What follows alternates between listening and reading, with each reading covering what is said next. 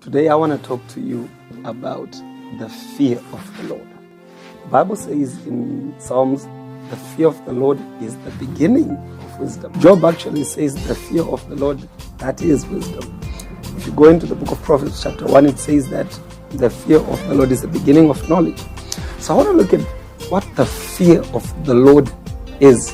And I want to submit it to you that the fear of the Lord is three-dimensional. And those dimensions, I've put them with a letter beginning with the word R. So the fear of the Lord is 3 R's. And what are those R's? R, number 1. The fear of the Lord is recognition, to recognize God. What do I mean by to recognize God?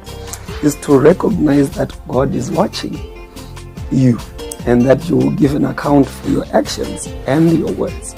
So do you notice that every time anybody is being watched, they behave differently? In soccer, referees these days are being watched, so their performance is more increased because they know that they're being watched. But recognition is just not knowing that you're being watched. It's also knowing that you're going to give an account for what we are watching you to do. That's why some people, even though they are being watched, they don't change their behavior because they know there's no implications for that behavior.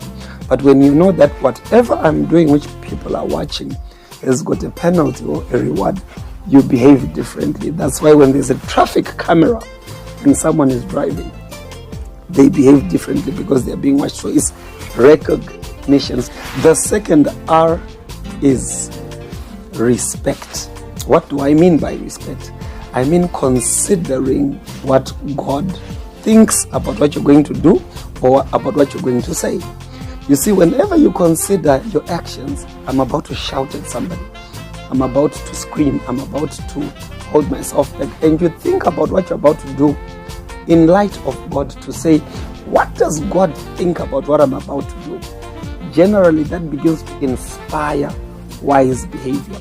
So for instance, you're about to, somebody insulted you and you decide to send them flowers as a result because you're thinking, this will probably make God happy.